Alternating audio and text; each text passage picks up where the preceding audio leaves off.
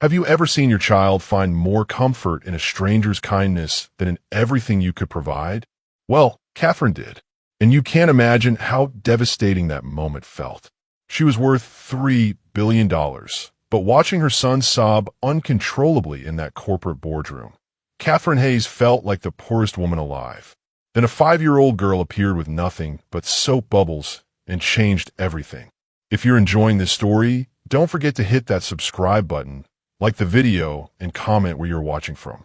Your support helps us bring more powerful stories. And trust me, you won't want to miss them.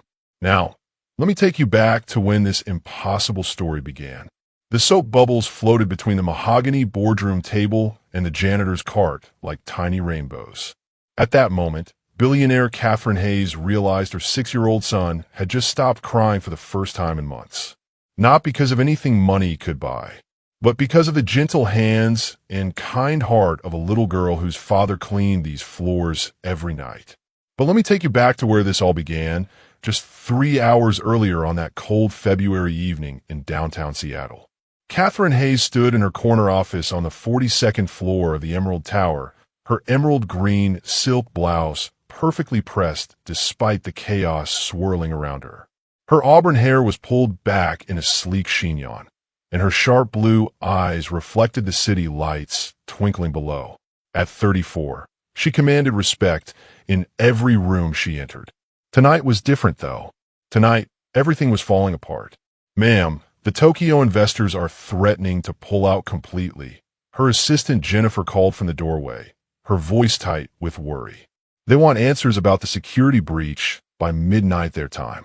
Catherine's jaw clenched as she turned from the window. "Tell them we'll have a full report within the hour. And give me Patterson from Cybersecurity on line 3. Her son Oliver sat curled up in the leather reading chair beside her desk, his small frame drowning in a navy blue sweater and khaki pants. His sandy blonde hair fell across his forehead as he clutched a worn stuffed elephant to his chest. The 6-year-old had been unusually quiet all evening, picking at the gourmet sandwich Catherine had ordered from the building's restaurant.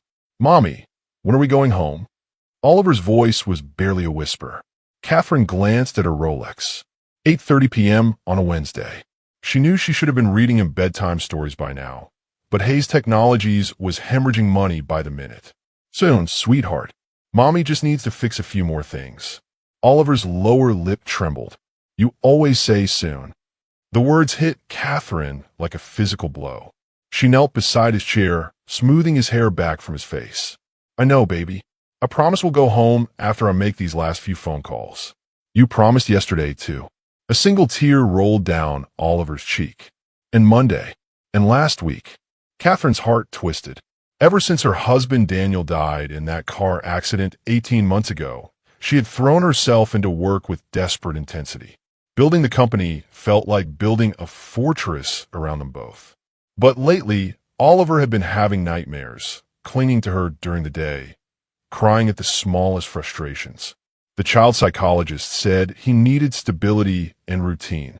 What he was getting instead was late nights in corporate offices and takeout dinners eaten while she fielded crisis calls. "Ma'am." Jennifer appeared again, her face pale. "The board wants an emergency meeting in conference room A. They're saying if we can't contain this breach, they might have to consider." "Don't say it." Catherine stood abruptly. She couldn't bear to hear the word bankruptcy spoken aloud. Not when everything she and Daniel had built together hung in the balance. Oliver started crying in earnest now, the quiet sobs of a child who had learned that loud crying brought no comfort. Catherine felt torn in two. Her company needed her. Her son needed her. But she couldn't be in both places at once. "Take Oliver to the break room," she told Jennifer. "Get him some chocolate milk and put on a movie. I'll be there as soon as this meeting is over." "No," Oliver wailed, reaching for her. "Don't leave me alone again." Catherine's resolve cracked. "You won't be alone, sweetheart. Jennifer will stay with you the whole time." "I want you, Mommy." Oliver's cries echoed through the office as Jennifer gently tried to lead him away. 20 floors below, Robert Williams pushed his cleaning cart down the marble hallway of the Emerald Tower's 22nd floor. His dark skin glistened with a light sheen of sweat from the physical work, and his kind brown eyes showed the gentle tiredness of a man who had been on his feet since 6 a.m. at his day job at the warehouse. At 28, Robert carried himself with quiet dignity despite the exhaustion that came from working 2 jobs to support his daughter. His 5-year-old daughter, Destiny, skipped alongside him, her bouncy black curls tied back with a bright yellow ribbon that matched her sunny disposition.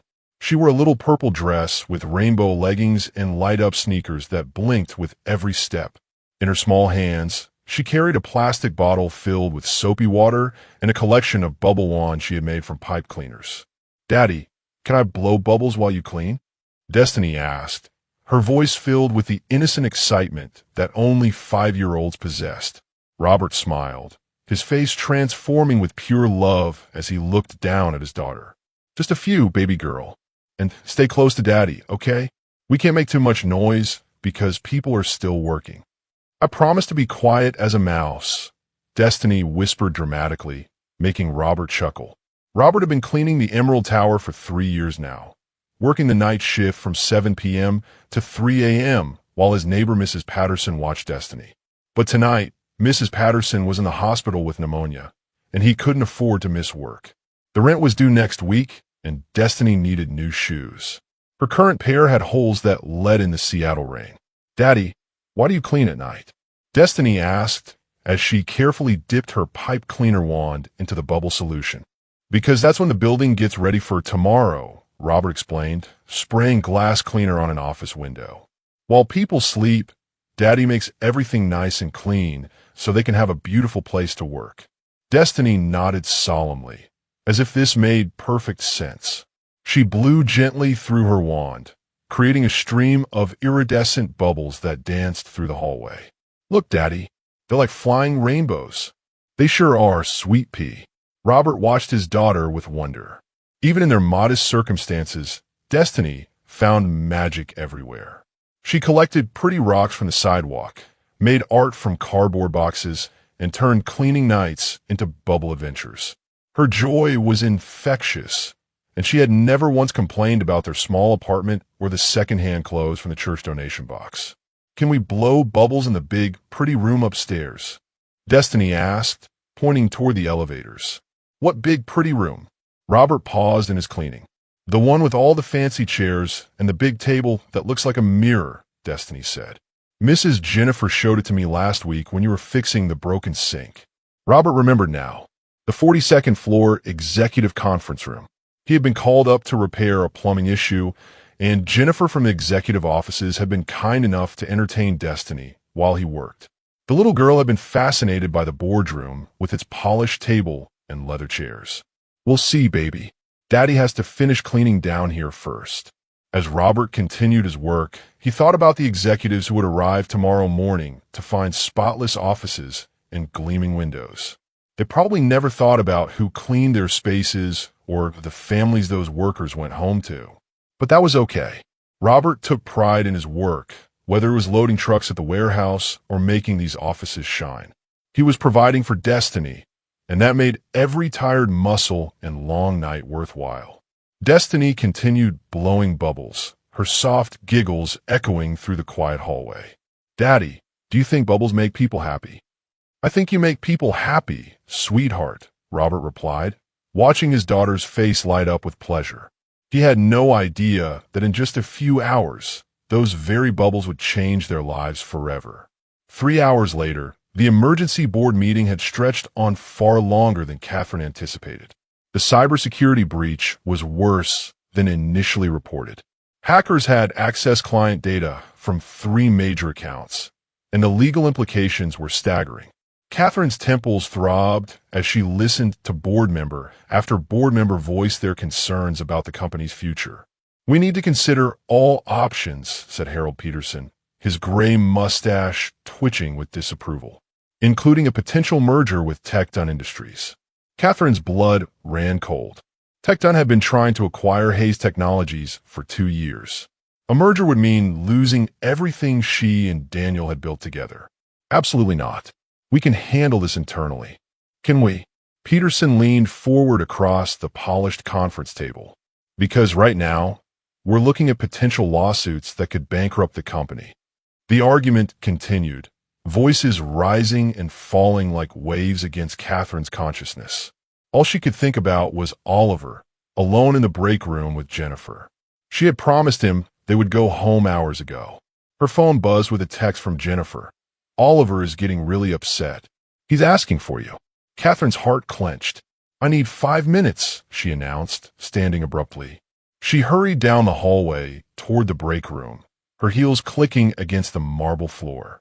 But when she pushed open the door, she found it empty except for Jennifer, who was pacing nervously by the coffee machine. Where's Oliver? Catherine's voice was sharp with panic. Jennifer's face went pale. He was right here watching cartoons, but when I want to get him some crackers from the vending machine, he just disappeared. I've been looking everywhere. Catherine's world tilted. How long ago? Maybe 10 minutes? I thought he might have gone to your office, but he's not there either. Catherine ran down the hallway, calling Oliver's name. Her composed exterior cracked completely as maternal fear took over. Oliver, baby, where are you? Meanwhile, 2 floors below, Robert was finishing up the executive level when he heard the soft sound of crying echoing from the main conference room. He paused, listening carefully. The cleaning crew wasn't supposed to disturb anyone working late, but that didn't sound like an adult. Daddy, someone's sad, Destiny whispered, tugging on his uniform shirt. Robert approached the conference room cautiously. Through the glass doors, he could see a small figure huddled under the massive table in the center of the room. A little boy with sandy hair was curled up in a ball, his shoulders shaking with quiet sobs. Stay right here with the cart, sweetheart, Robert told Destiny softly. He opened the conference room door just wide enough to slip inside. Hey there, little man. Are you okay? Oliver looked up with tear-streaked cheeks and red-rimmed eyes. He was clutching his stuffed elephant so tightly his knuckles were white. I can't find my mommy, he whispered. Robert's heart went out to the frightened child. He knelt down slowly, keeping his voice gentle and calm. What's your mommy's name? Maybe I can help you find her. Catherine Hayes, Oliver sniffled. She's in a meeting, but I got scared waiting by myself. The building is so big and dark. Robert recognized the name immediately. Catherine Hayes was the CEO, the woman whose company logo was displayed in the lobby. Her son must have wandered away from wherever he was supposed to be waiting. Well, Oliver, Robert said, having caught the boy's name from his worried mumbling. My name is Robert, and I work here too. How about we go find your mommy together? But before Robert could coax Oliver out from under the table, Destiny appeared in the doorway, her bottle of bubble solution in hand. Daddy, why is the little boy crying? She asked with the direct concern only children possessed. Oliver looked up at Destiny with curiosity, momentarily distracted from his tears. Destiny was unlike anyone he knew. Her hair was different, her skin was darker than his, and she was wearing clothes that looked well-worn but loved. But her smile was the brightest thing he had ever seen. Destiny said, walking right up to the table where Oliver was hiding. I'm Destiny. Do you want to see something magical? Oliver nodded hesitantly. Destiny dipped her pipe cleaner wand into the bubble solution and blew gently. A stream of perfect bubbles floated toward Oliver, catching the light from the conference room fixtures and casting tiny rainbows across the polished table surface. Oliver's eyes widened with wonder. He had never seen bubbles indoors before. At their Bellevue mansion, bubbles were something that happened outside, during supervised playtime with a nanny. But here, in this serious grown-up room where his mother made important decisions, these magical spheres danced through the air like captured dreams. They're so pretty, Oliver breathed, reaching out to touch one. It popped with the softest whisper, leaving nothing but a tiny wet spot on his finger. Destiny giggled.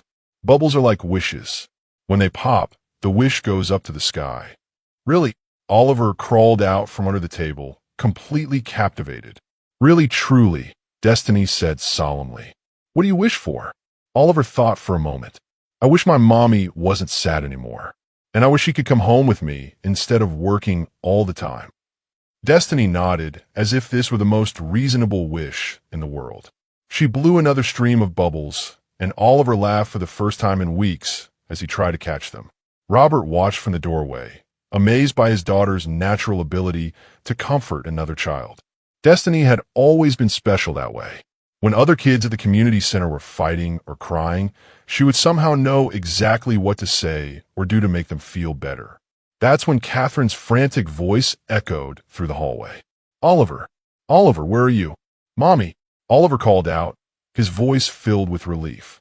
Catherine burst into the conference room, her perfectly styled hair now disheveled, her makeup smudged from tears of worry. She had never been so terrified in her life as when she couldn't find her son in the vast building. Oh my God, Oliver! She rushed toward him, ready to scoop him up in her arms.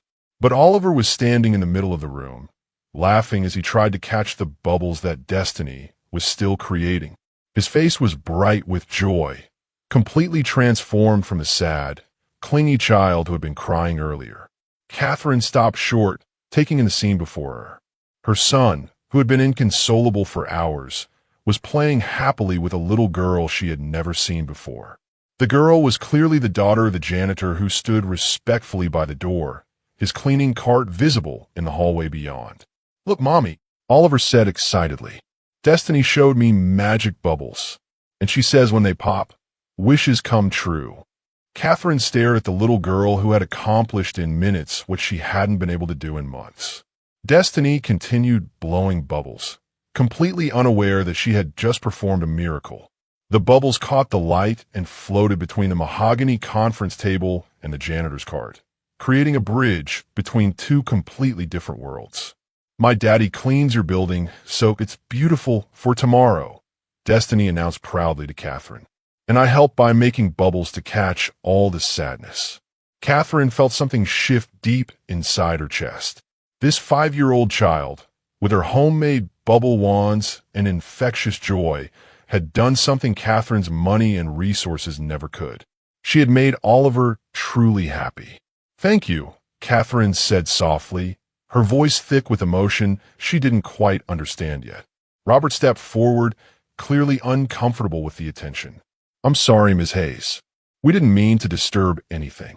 Oliver was upset, and Destiny just wanted to help. But Catherine wasn't listening to his apology. She was watching her son chase bubbles with pure delight. And for the first time since Daniel's death, she saw glimpses of the carefree child Oliver used to be. The bubbles continued to float through the air, carrying with them the possibility that some connections transcend every boundary that adults create. The elevator ride down to the parking garage was silent, except for Oliver's occasional happy humming. He sat in Catherine's arms, still clutching his stuffed elephant, but his demeanor was completely transformed. The tight, anxious expression that had become his default was replaced with a peaceful contentment that Catherine hadn't seen in over a year. Mommy, can we see Destiny again tomorrow? Oliver asked as Catherine buckled him into his car seat in the back of her silver BMW. Catherine paused, her hands stilling on the seatbelt. Sweetheart, Destiny probably won't be here tomorrow. She was just visiting her daddy at work. But she made the sadness go away. Oliver said matter-of-factly. Maybe she could teach you how to make bubbles, too. Catherine's chest tightened.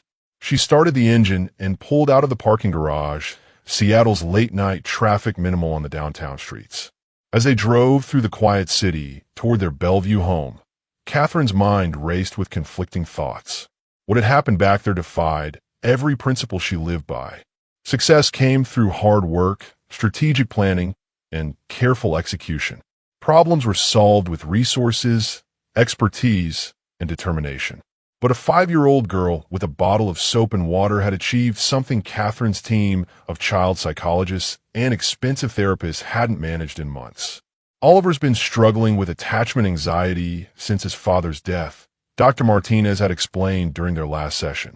He needs consistent routines and emotional security. Have you considered reducing your work hours? Catherine had bristled at the suggestion. Hayes Technologies employed over 3,000 people. She couldn't just abandon her responsibilities because her son was having a difficult adjustment period.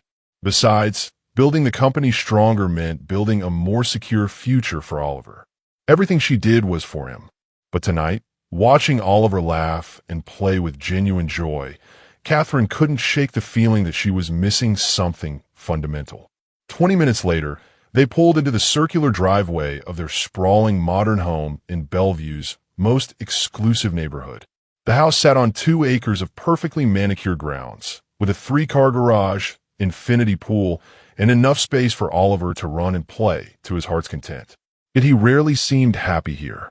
"Time for bed, baby," Catherine said as they walked through the marble foyer.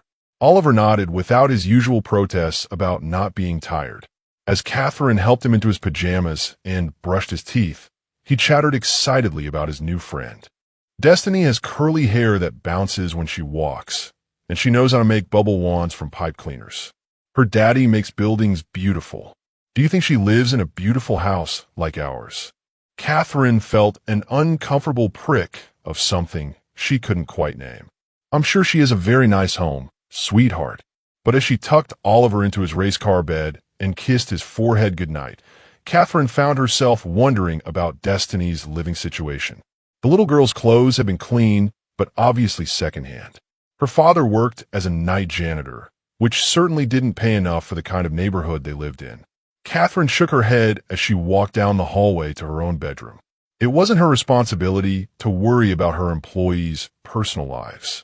Robert seemed like a capable father, and Destiny was clearly a happy, well-adjusted child despite their modest circumstances. But sleep eluded Catherine that night. Every time she closed her eyes, she saw bubbles floating through the conference room and heard Oliver's delighted laughter. She thought about the gentle way Robert had spoken to Oliver, the immediate compassion Destiny had shown to a crying stranger, and the profound shift she had witnessed in her son. By morning, Catherine had convinced herself that the whole incident was simply a fluke. Oliver had been overtired and emotional from the long night at the office. Any distraction would have helped calm him down. It just happened to be bubbles instead of a toy or a snack. She dressed for work in her usual armor of success, a tailored charcoal gray suit, her grandmother's pearl earrings, and shoes that cost more than most people made in a week. Oliver seemed subdued at breakfast, picking at his organic steel-cut oats while their housekeeper, Mrs. Chun, bustled around the kitchen. "Mommy, will you be home for dinner tonight?" Oliver asked quietly. Catherine glanced at her phone, already mentally reviewing her schedule. The board meeting from the previous night would continue today, and she had back-to-back calls with lawyers about the security breach. "I'll try, sweetheart. Mrs. Chun will make your favorite pasta." Oliver's shoulders slumped slightly, but he didn't argue. He had learned not to.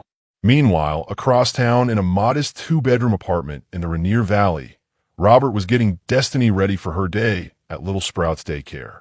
Their morning routine was a carefully choreographed dance of efficiency born from necessity.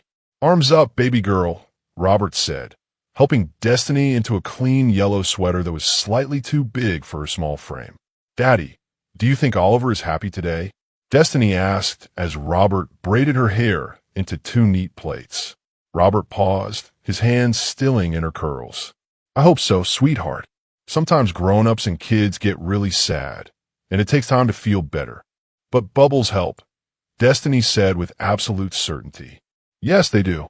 Robert smiled, kissing the top of her head. "Your bubbles definitely helped last night." As Robert walked Destiny to daycare before heading home to catch a few hours of sleep before his warehouse shift, he found himself thinking about the encounter as well. Catherine Hayes had seemed genuinely grateful, but there had been something in her eyes that made him uncomfortable. Not unkindness, exactly, but a distance that reminded him of the gap between their worlds. Robert had worked enough service jobs to recognize that look. It was the expression of someone who appreciated good help, but didn't really see the person providing it. He wasn't angry about it. That's just how things were. He cleaned her building, she ran her company, and their paths would probably never cross again. But Destiny had connected with the little boy in a way that transcended those boundaries. Children didn't see class or race or economic status. They just saw another kid who needed a friend. "Have a good day, princess," Robert said, hugging Destiny goodbye at the daycare entrance. "I'm going to make Ms. Rodriguez bubble wands during art time," Destiny announced, "so all the kids can catch wishes." Robert watched his daughter skip into the daycare, her light-up sneakers flashing with each step. She carried magic with her wherever she went, turning ordinary moments into something special. He just hoped the world wouldn't crush that spirit as she grew older. Back at Hayes Technologies, Catherine threw herself into damage control with renewed intensity.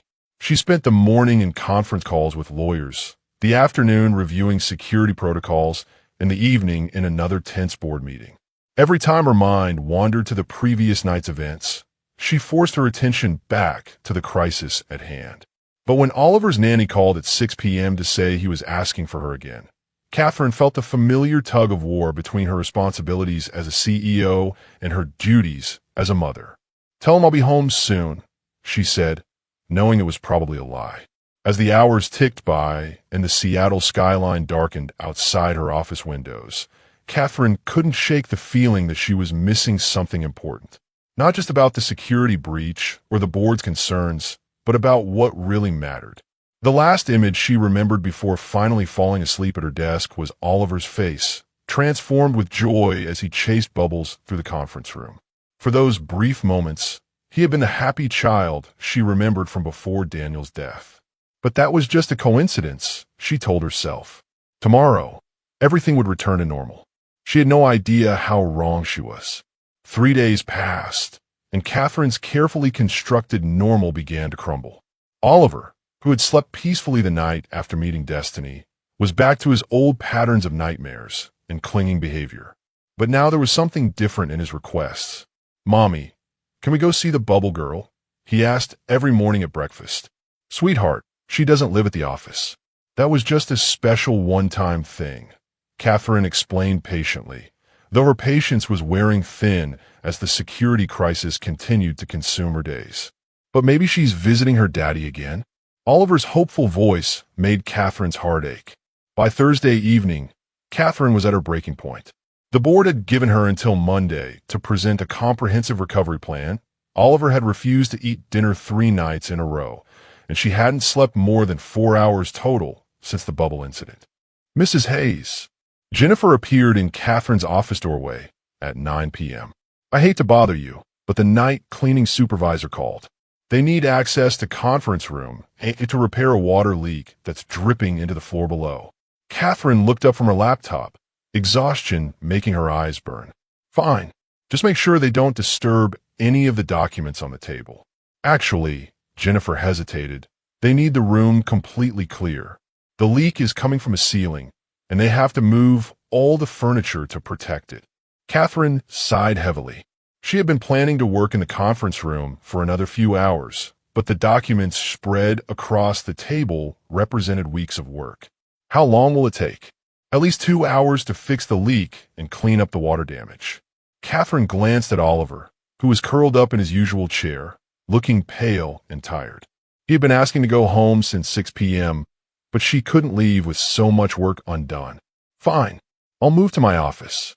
Catherine began gathering the important documents when Oliver suddenly perked up. "Mommy, is Destiny's daddy going to fix it?" "I don't know, sweetheart. There are lots of people who work here at night." But Oliver was already climbing down from his chair, suddenly animated. "Can we go see?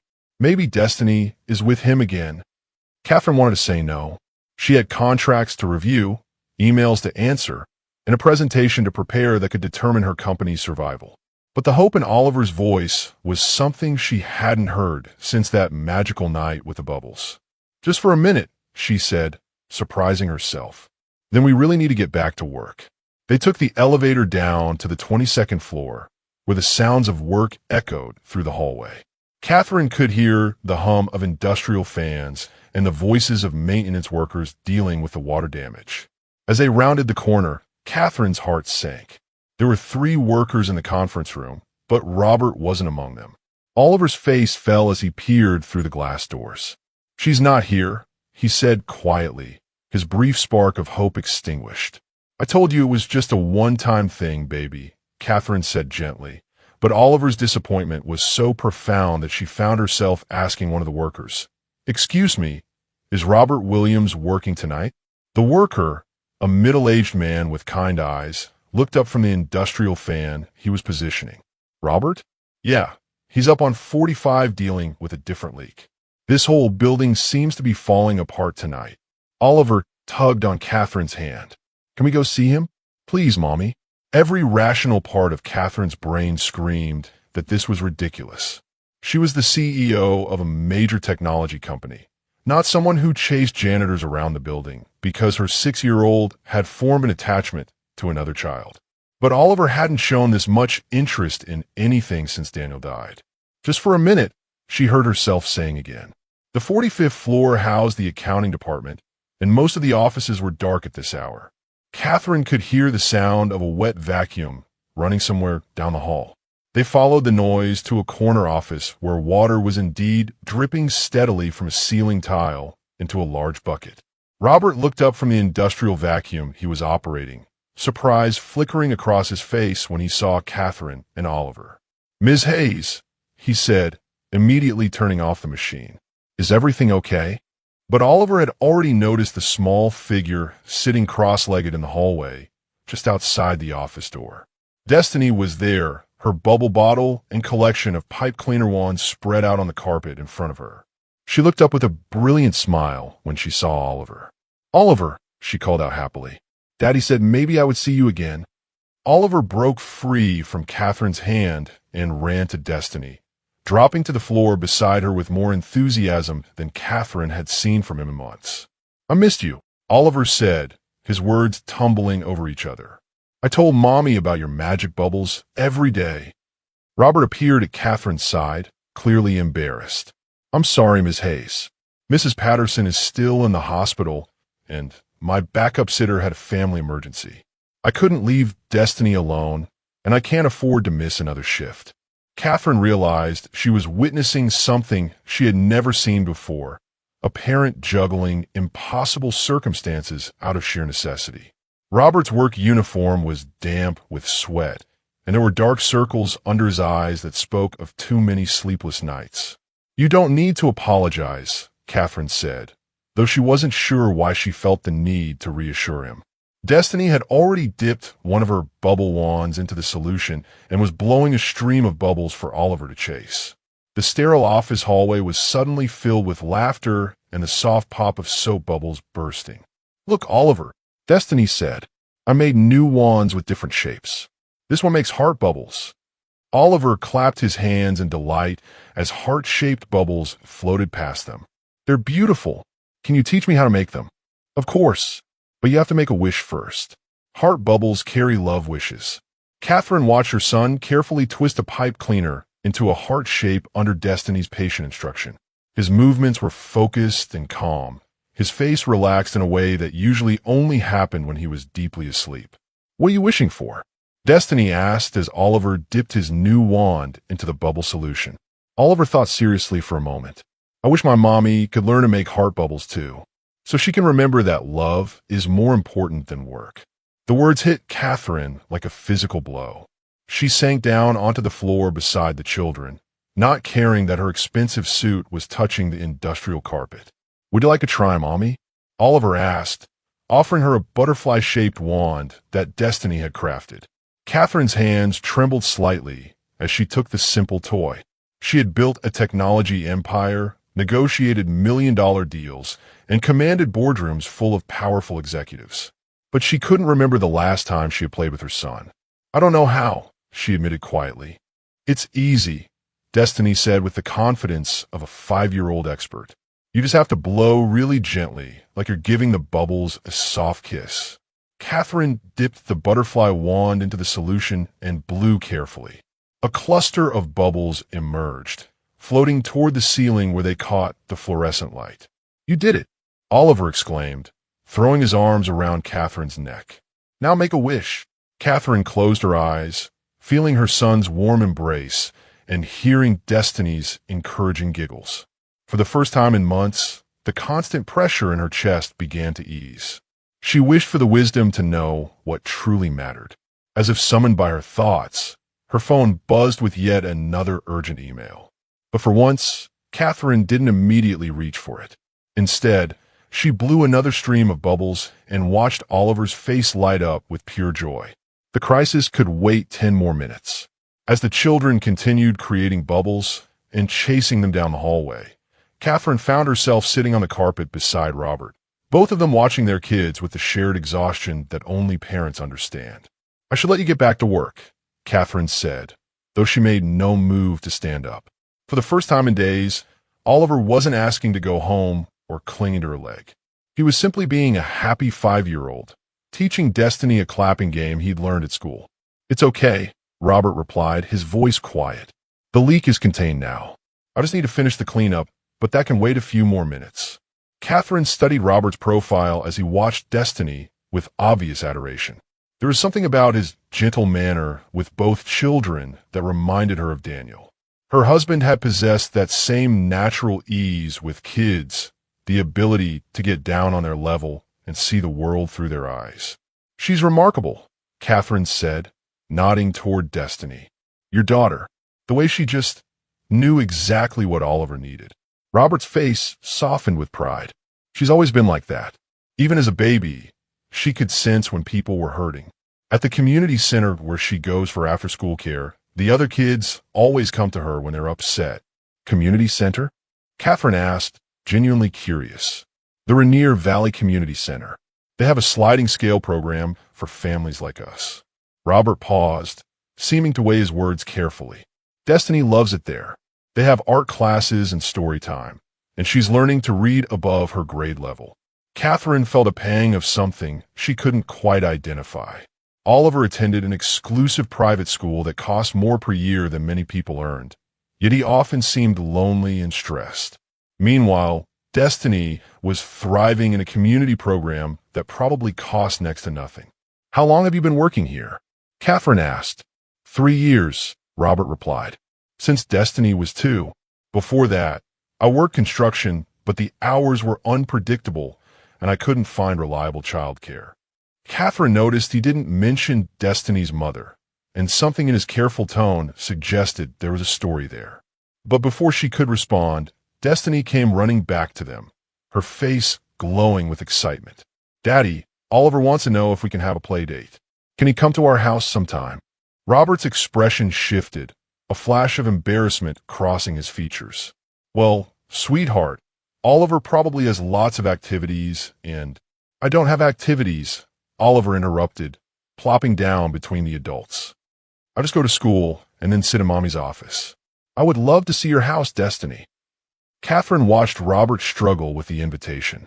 She could see him weighing his pride against his daughter's happiness, and she recognized the internal battle because she fought similar ones every day. "Our apartment is pretty small," Robert said carefully to Catherine. "It's not the kind of place you're probably used to." "Oliver doesn't care about that," Catherine said, surprising herself with the firmness in her voice. "Do you, sweetheart?" "I just want to play with Destiny," Oliver said simply, "and maybe learn how to make more bubble shapes." Destiny clapped her hands together. "Yes, and I can show you my rock collection and my cardboard castle." Robert looked at Catherine uncertainly. "Are you sure? I mean, we live in Rainier Valley, and it's not exactly—" "Destiny makes me happy," Oliver announced with the blunt honesty of a 6-year-old. "Happier than my big house with the pool and all my toys." The words hung in the air, and Catherine felt them settle into her chest like stones. Her beautiful home, her carefully curated life, all the advantages she worked so hard to provide for Oliver, and yet a 5-year-old girl with homemade bubble wands had given him something she couldn't. "Oliver," Catherine said gently, "maybe we should let Mr. Williams think about it." "Please call me Robert," he said. And honestly, Destiny would be over the moon. She's been talking about Oliver nonstop since Tuesday night. "But I work 2 jobs, so my schedule is pretty crazy." "2 jobs?" Catherine asked. "Warehouse work during the day, cleaning here at night," Robert explained matter-of-factly. "Destiny stays at the community center after school until I pick her up before my shift here." Catherine did quick mental math. Robert was working at least 16 hours a day, probably more. "When do you sleep?" Robert shrugged. "I grab a few hours between shifts. And Destiny is a good sleeper, so I can catch up on weekends." "Daddy doesn't sleep much," Destiny added cheerfully, oblivious to the adult implications of this conversation. "But he always has energy to read me stories and help me make art projects." Catherine felt a sharp stab of guilt. She had a live-in housekeeper and nanny, and more resources than she could ever use, yet she struggled to find time for bedtime stories. Meanwhile, Robert was somehow managing to be a devoted father while working himself to exhaustion. What about Destiny's mother? Catherine asked quietly, then immediately regretted the personal question. Robert's jaw tightened almost imperceptibly. Destiny's mom decided she wasn't ready for the responsibility when Destiny was 18 months old. She moved to California with her new boyfriend. We haven't heard from her since. I'm sorry, Catherine said, and she meant it. Don't be, Robert replied firmly. Destiny and I are doing just fine on our own. But Catherine could see the cracks in his armor. The exhaustion, the worry lines around his eyes, the way his hands shook slightly from too much caffeine and too little rest. Robert was drowning, but he was doing it quietly and with dignity. Mommy, Oliver said suddenly, can I tell you a secret? Catherine nodded, and Oliver crawled into her lap, whispering in her ear. Destiny's daddy looks tired like you do. Maybe they need heart bubbles too. Out of the mouths of babes. Catherine looked at Robert, really looked at him, and saw herself reflected back. Two parents, both trying their best, both carrying burdens that sometimes felt too heavy to bear. Robert, she said carefully, what if I told you there might be a day shift position opening up here? Something in building maintenance during regular hours. Robert's eyes widened. I would be very interested in that. But I can't afford to lose this night position until something else is confirmed. Of course not, Catherine said quickly. I'm just saying, if something like that became available, would you be interested? More than interested, Robert said, his voice thick with hope he was trying not to show. Being able to work days would mean I could actually see Destiny in the evenings, help her with homework, have dinner together like a real family. The longing in his voice was unmistakable, and Catherine realized that despite their vastly different circumstances, they were both struggling with the same fundamental challenge: how to be the parent their child needed while managing the demands of survival. Daddy, Destiny said, tugging on Robert's sleeve, can we show Oliver how to make the really big bubbles? The ones that don't pop right away. Sure, baby girl, Robert said, his expression brightening as he focused on his daughter. As they helped the children create enormous, shimmering bubbles that floated majestically through the hallway, Catherine found herself thinking about the strange turn her life had taken.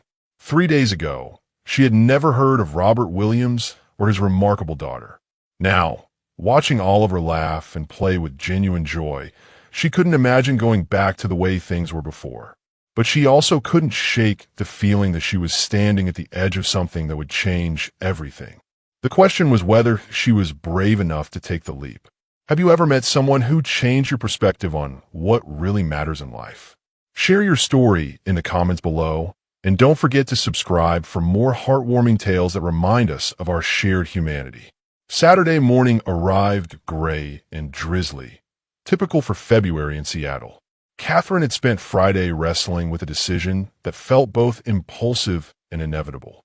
After watching Oliver mope through another sleepless night, asking repeatedly when he could see Destiny again, she had done something completely out of character. She had called Robert. Ms. Hayes. Robert's voice had been surprised when he answered his phone Friday evening. Please call me Catherine. I was wondering, would you and Destiny like to join Oliver and me for lunch tomorrow? Somewhere kid-friendly where they can play. There had been a long pause. Are you sure? I mean, that's very kind, but you don't need to. Robert, Catherine had interrupted gently. I'm not doing this out of obligation. Oliver hasn't stopped talking about Destiny since Thursday night.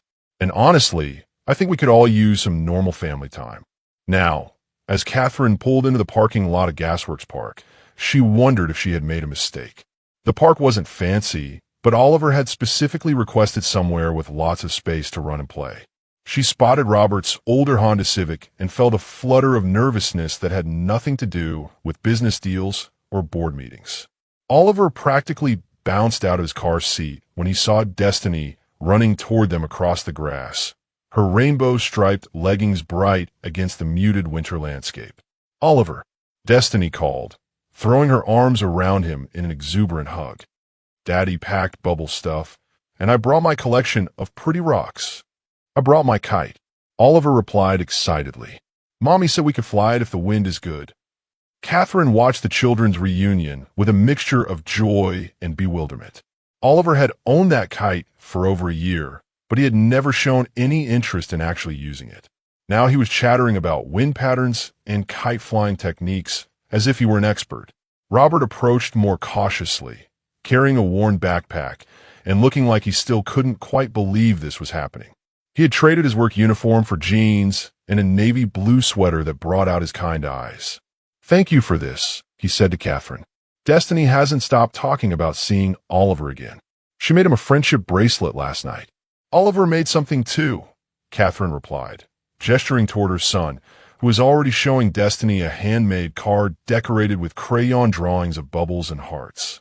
The adults followed the children toward the park's central hill, where families were scattered across the grass despite the overcast sky.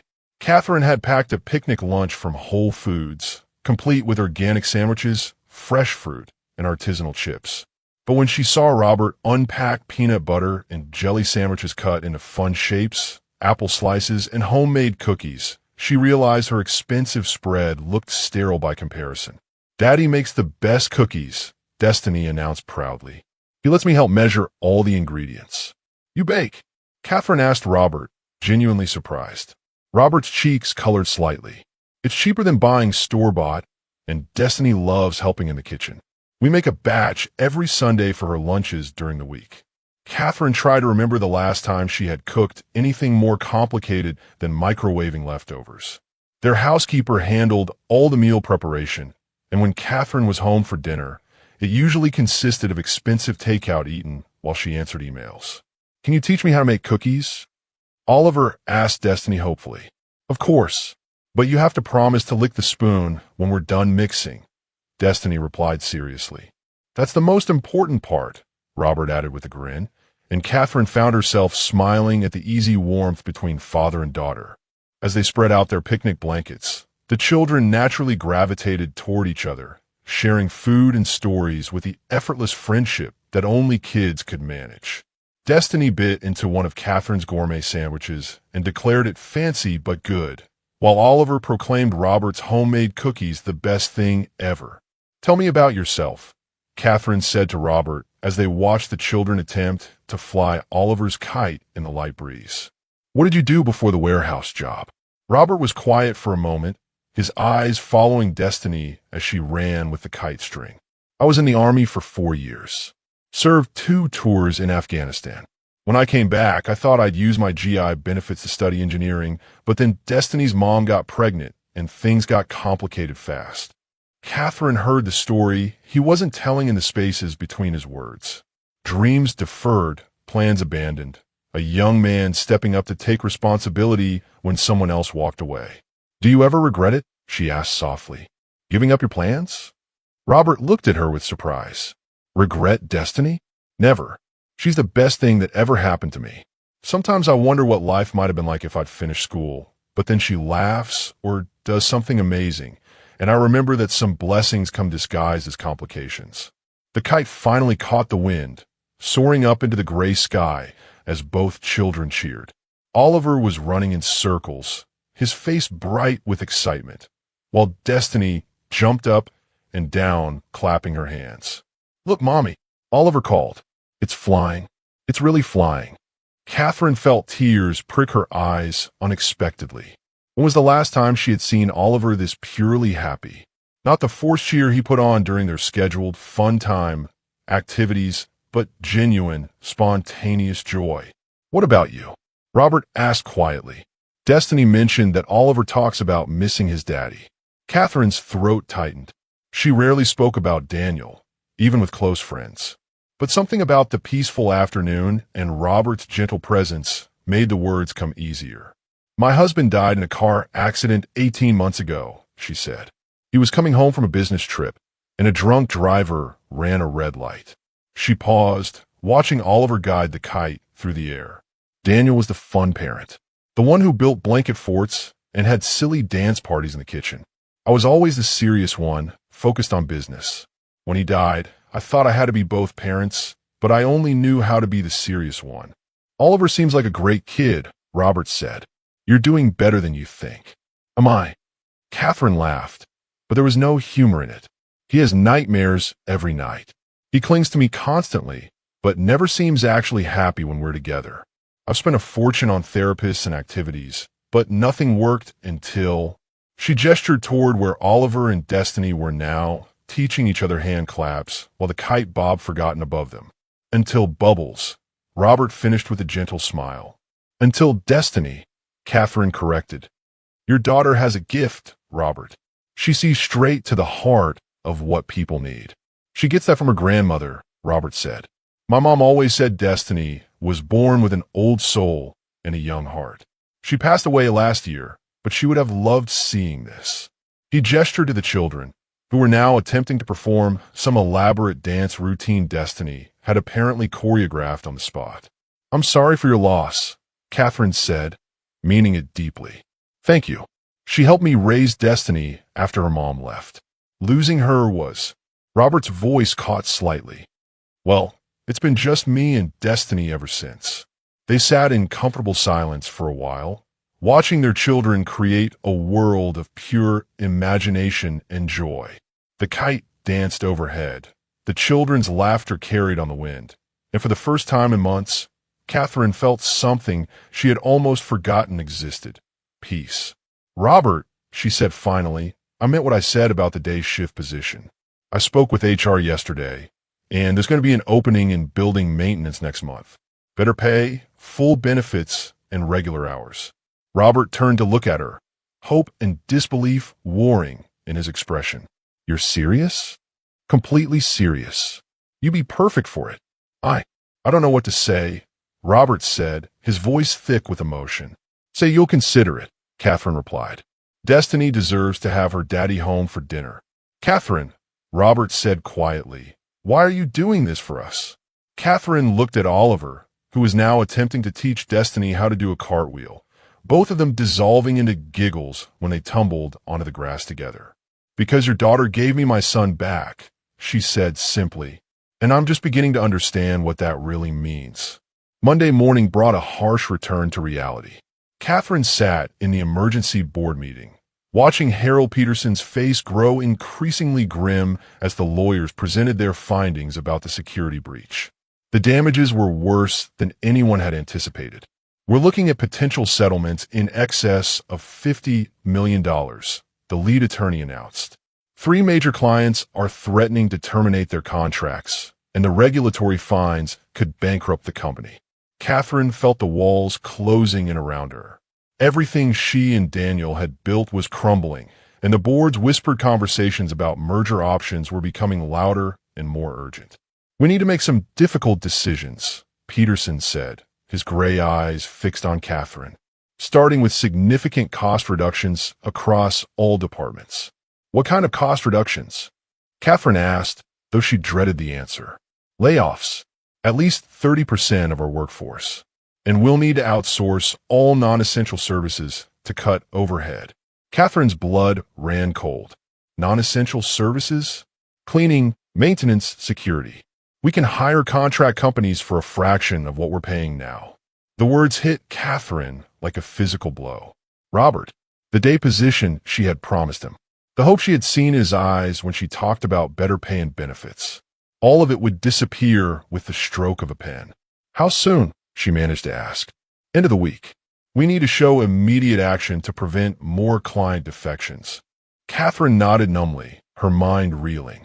She had to find a way to protect Robert's job, but with the company hemorrhaging money and the board breathing down her neck, her options were severely limited. After the meeting, Catherine called Robert from her office. Her hands were shaking as she dialed his number. Catherine, Robert sounded surprised, but pleased to hear from her. How are you? Destiny hasn't stopped talking about the picnic yesterday. Robert, I need to tell you something. Catherine's voice came out strained. There's been a development with the company. We're going through some financial difficulties and the day position isn't available anymore, Robert finished quietly.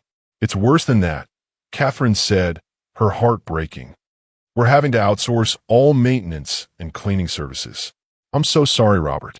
I know I promised you something better, and now. There was a long silence on the other end of the line. When Robert finally spoke, his voice was carefully controlled. I see. When does this take effect? Friday will be your last day. Another pause. I understand. These things happen in business. But Catherine could hear the devastation underneath his polite words. Robert was about to lose his job, and it was her fault for giving him false hope. Robert, I want to help. Maybe I could find you something at another company, or I could provide a reference. Ms. Hayes, Robert said, his tone suddenly formal.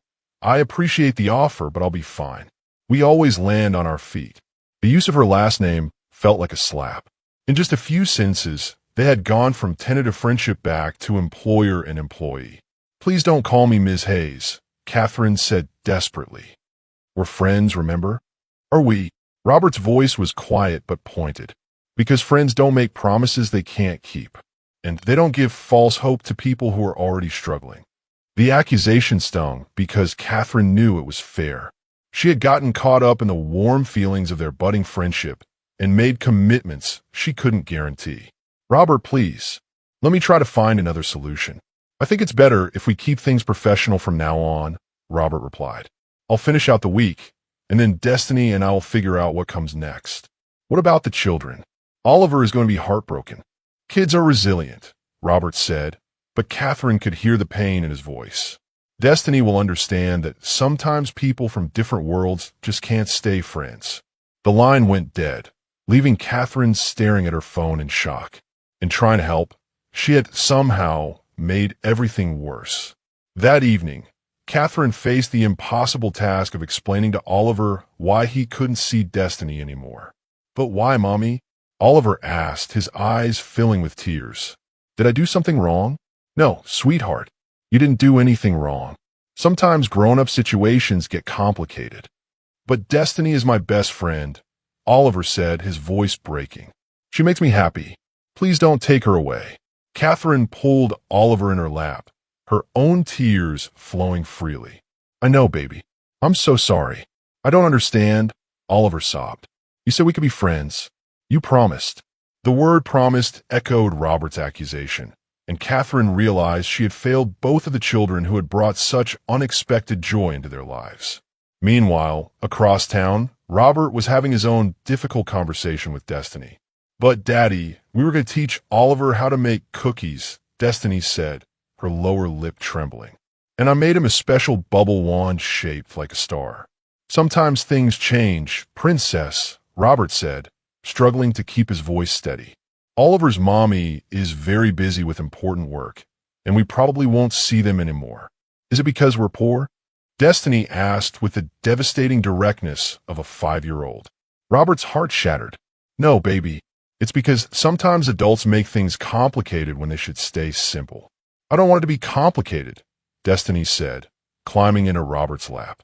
I just want to play with Oliver and blow bubbles. I know, sweetheart. Daddy wants that too. That night, both children cried themselves to sleep, leaving their parents to wrestle with the wreckage of a friendship that had bloomed too quickly and died too soon. Catherine lay awake staring at the ceiling, replaying every moment of her conversation with Robert. She had approached their friendship the same way she approached everything else, with good intentions, but without fully considering the consequences.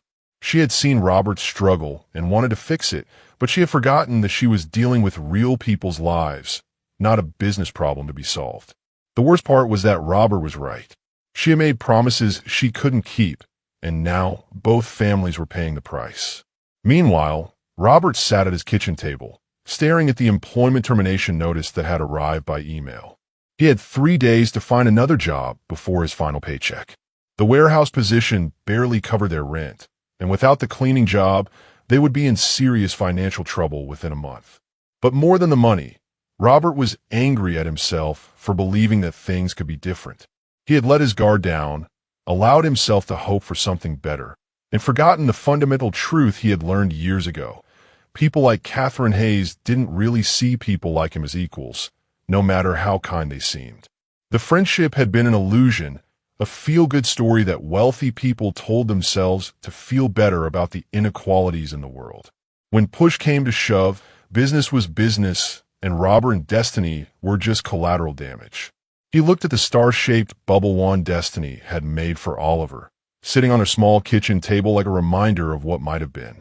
With a heavy heart, he put it in the drawer with all the other dreams that hadn't quite worked out. In their respective homes, two families grieved for a connection that had felt real and meaningful, destroyed by the harsh realities of a world that rarely allowed for genuine bridges between different circumstances. The bubbles had stopped floating, and the magic was gone. 3 days passed in a fog of misery for both families. Catherine threw herself into damage control with desperate intensity, working 18-hour days to try to save her company. But every time she walked past the conference room where she had first seen Destiny comfort Oliver with bubbles, her chest tightened with regret. Oliver had retreated into himself completely. He barely spoke during their rushed breakfasts, picked at his lunch at school, and spent his evenings curled up in Catherine's office chair, staring blankly at his tablet. The light that Destiny had rekindled in his eyes had been extinguished, leaving behind a hollow sadness that broke Catherine's heart. "Mommy," Oliver said on Wednesday evening as Catherine packed up her briefcase, "do you think Destiny misses me too?" Catherine's throat constricted. "I'm sure she does, sweetheart. Then why can't we see her? I don't understand why adults make everything so hard." The simple question haunted Catherine through another sleepless night. Why was she making this so hard? She kept telling herself it was about business, about protecting the company, about the impossibility of their different worlds. But deep down, she knew the truth was more complicated and more painful. She was scared of failing Robert again, scared of Oliver getting too attached to people she might not be able to protect, scared of opening her heart to connections that felt too fragile to trust. It was easier to retreat behind the walls of professional distance than to risk the vulnerability that real friendship required. Meanwhile, Robert's job search was proving more difficult than he had anticipated. The cleaning contract positions paid significantly less than what he had been earning at Hayes Technologies, and most required night shifts that would force him back into the impossible juggling act of childcare and work schedules. "Any luck today, Daddy?" Destiny asked as Robert picked her up from the community center on Wednesday evening. "Not yet, Princess, but something will come up soon," Robert said, forcing optimism into his voice. But Destiny was too perceptive to be fooled. "Are you sad because of money again?" Robert pulled his daughter close as they walked to their car. "Daddy's just worried about some grown-up things. Nothing for you to worry about. I could sell my rock collection," Destiny offered seriously. "Some of them are really pretty. Maybe people would pay dollars for them." Robert's heart clenched at his daughter's willingness to sacrifice her treasures to help him. "That's very sweet, baby girl, but you keep your rocks. Daddy will figure something out." That night, after Destiny was asleep, Robert sat at his kitchen table with a calculator and a stack of bills. The math was brutal. Even if he found another cleaning job immediately, they would be short on rent money. He had exactly $47 in savings and 3 more days of income from Hayes Technologies. He stared at his phone, Catherine's number still in his recent calls. Part of him wanted to reach out to apologize for being so harsh, to see if there was any way to repair the bridge he had burned in his anger and hurt. But his pride held him back. He had been disappointed too many times to risk it again. Besides, what could Catherine really do? Her company was struggling, and she had her own problems to solve. The last thing she needed was a former employee asking for help. Thursday morning brought a crisis that changed everything. Catherine was in her office reviewing termination paperwork when Jennifer burst through the door, her face pale with panic. "Ms. Hayes, there's been an accident in the parking garage." "Oliver." Catherine's world stopped. "What happened?" "He's okay," Jennifer said quickly. "But he got away from a nanny somehow and was found on the 42nd floor, crying in the conference room where you first met Robert and Destiny. Security said he kept asking for the bubble girl." Catherine ran through the building, her heart pounding with terror and guilt. She found Oliver in the very conference room where their story had begun, huddled under the table, just as she had found him that first night. But this time, there was no Robert to comfort him, no Destiny to create magic with bubbles. "Oliver." Catherine dropped to her knees and gathered her son into her arms. Baby, what were you doing here? You scare Mommy so much. I wanted to find Destiny. Oliver sobbed against her shoulder. I thought maybe if I came back to the bubble place, she would be here too. Catherine held her son tighter, feeling the full weight of what her choices had cost them both. Oliver had been so desperate to reconnect with his friend that he had somehow escaped his nanny and made his way through the building alone, looking for a 5-year-old girl who represented the only real happiness he had known in months. I miss her, Mommy, Oliver whispered. I miss her so much it hurts in my stomach. I know, sweetheart. I miss them too. The words surprised Catherine with their truth. She did miss them. She missed Robert's gentle wisdom and Destiny's infectious joy. She missed the way Oliver came alive around them, the way their friendship had made her feel connected to something real and meaningful. Can we call them? Oliver asked hopefully. Can we say we're sorry and ask them to be friends again?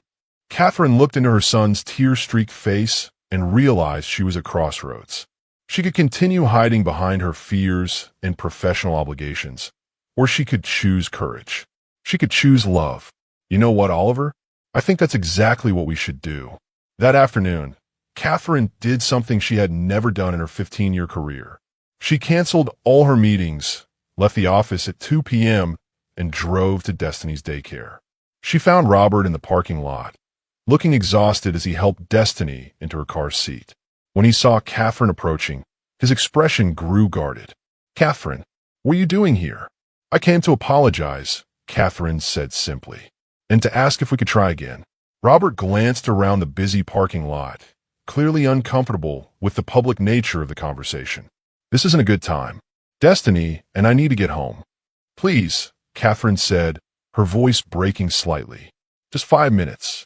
Oliver had an incident today. He snuck away from his nanny and went looking for Destiny at the office. He's been heartbroken, Robert. We both have. Destiny's face appeared at the car window, pressing against the glass with excitement. Oliver's mommy, she called out, her voice muffled but delighted. Can I talk to her? Catherine asked quietly. Robert hesitated, then nodded reluctantly. He opened the car door, and Destiny launched herself into Catherine's arms with the uninhibited affection that only children possess. I missed you, Destiny said, hugging Catherine tightly. Is Oliver okay? Daddy said you were both too busy to play anymore. Catherine knelt down to Destiny's level, her heart breaking at the child's innocent trust. Destiny, I made some mistakes that hurt your daddy's feelings and made things complicated. I'm very sorry about that. Adults make things complicated, Destiny said matter-of-factly. But kids can make them simple again. Do you want to be simple? Catherine looked up at Robert, seeing the internal struggle playing out across his features. She could see he wanted to say yes, but his experience had taught him to be careful with hope.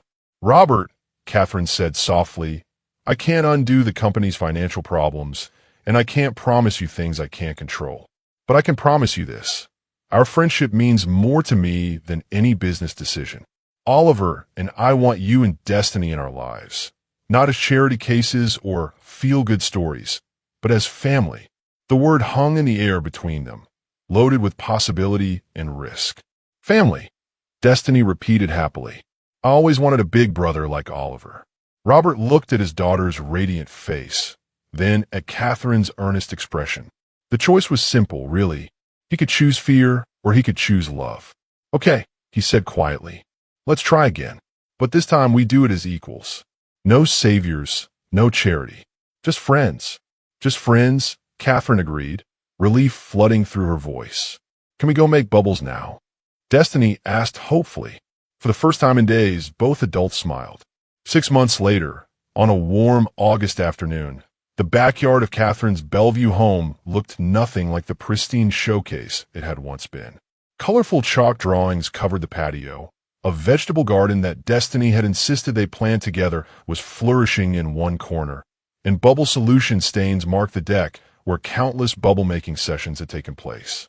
Catherine stood at the kitchen window, watching Robert teach Oliver how to properly flip hamburgers on the grill, while Destiny conducted an elaborate tea party for her collection of stuffed animals nearby. The scene was chaotic, joyful, and perfectly imperfect in every way that mattered.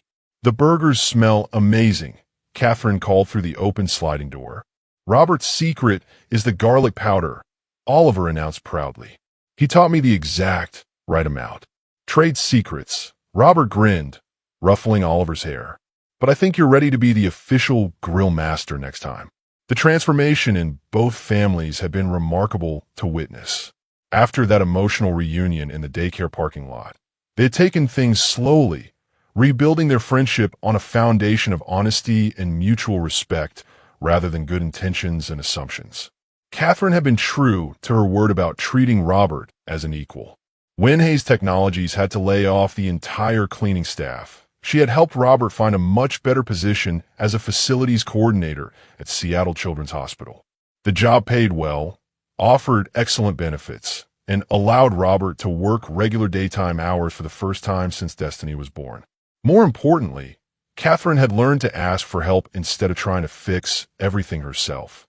When Robert mentioned struggling to find reliable after-school care for Destiny, Catherine had suggested that Destiny come home with Oliver 3 days a week. Mrs. Chun, their housekeeper, had been delighted to have another child around, and the arrangement gave Robert peace of mind while saving him money on childcare costs. "Mommy, look what I made." Destiny came running over with a crown made of dandelions and clover flowers. "It's for you because you're the queen of our family." Catherine knelt down so Destiny could place the flower crown on her head. "It's beautiful, sweetheart." "Thank you. You look pretty," Oliver said, abandoning the grill to admire Destiny's handiwork. "Like a fairy tale queen, but the kind who goes on adventures instead of just sitting in a castle." The description made Catherine laugh. Oliver had been flourishing under the influence of his sister Destiny and Uncle Robert. His nightmares had stopped, his appetite had returned, and he had developed a confidence and curiosity about the world that amazed everyone who knew him. "Daddy, can we do the special bubbles now?" Destiny asked, bouncing on her toes with excitement. "After we eat," Robert replied. "But yes, I think today is perfect for the special bubbles." The special bubbles had become a family tradition. Every month, they would gather in the backyard for what Destiny called a wish bubble ceremony. Each person would make a bubble and share a wish, a gratitude, or a hope for the future.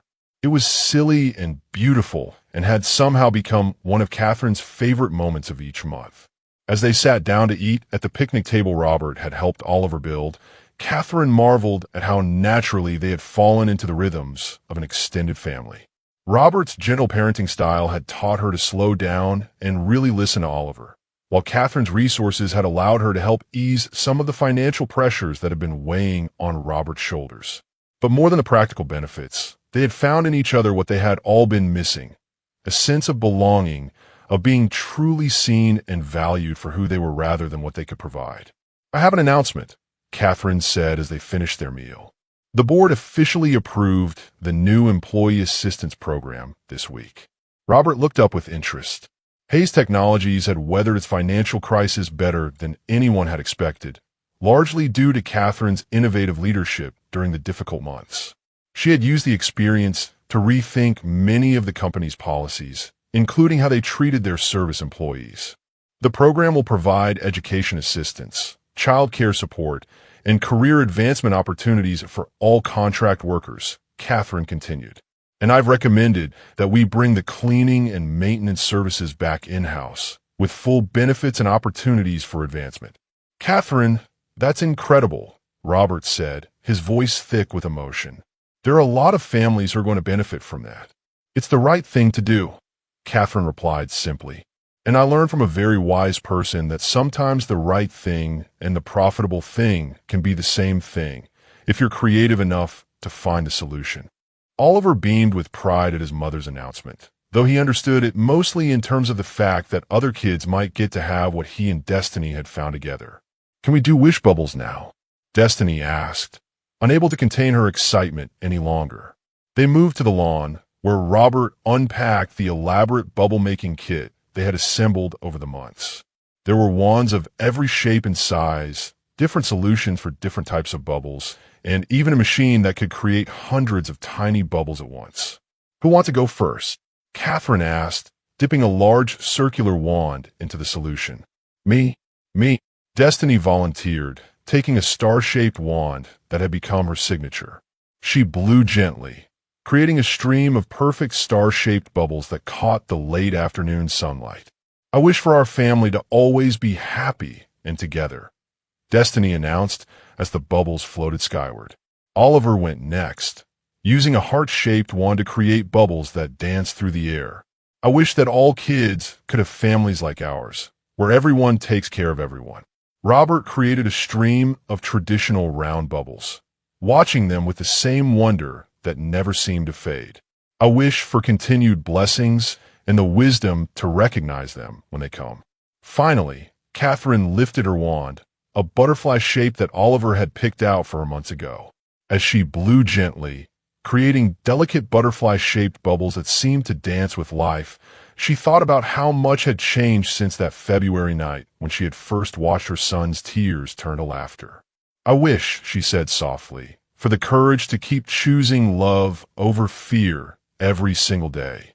The bubbles rose into the evening sky, carrying their wishes toward the stars that were just beginning to appear. As they floated away, Catherine felt Oliver slip his hand into hers, while Destiny grabbed her other hand and reached for her father. They stood in a circle on the grass, for people who had found each other across the divides of class and circumstance, bound together by something much stronger than shared experiences or similar backgrounds. They were bound by love, chosen and cultivated and protected through all the complications that life could throw at them. "Group hug," Destiny announced, and they collapsed together in a tangle of arms and laughter, bubble solution and grass stains, joy and belonging. As the last of the bubbles disappeared into the darkening sky, Catherine realized that her greatest wish had already come true. She had learned that real wealth couldn't be measured in dollars or stock options or board positions. Real wealth was measured in moments like these. Children's laughter echoing through the backyard, the warmth of found family, and the knowledge that love could indeed bridge any gap when people were brave enough to reach across it. The bubbles had taught them all a simple but profound truth. The most beautiful things in life are often the most fragile, but with gentle care and open hearts, they can create magic that lasts forever. What connections in your own life have taught you the most about what really matters? Share your story in the comments below. And remember to subscribe for more uplifting tales that celebrate the power of human kindness to transform lives. Don't forget to share this story with someone who needs a reminder that love comes in many forms, and family is often found in the most unexpected places. Thank you for watching this story to the end. If you enjoyed this story, you will surely love the next one. It's as interesting as you can ever imagine. So do check it out. Click on the image showing on your screen right now to watch the next one.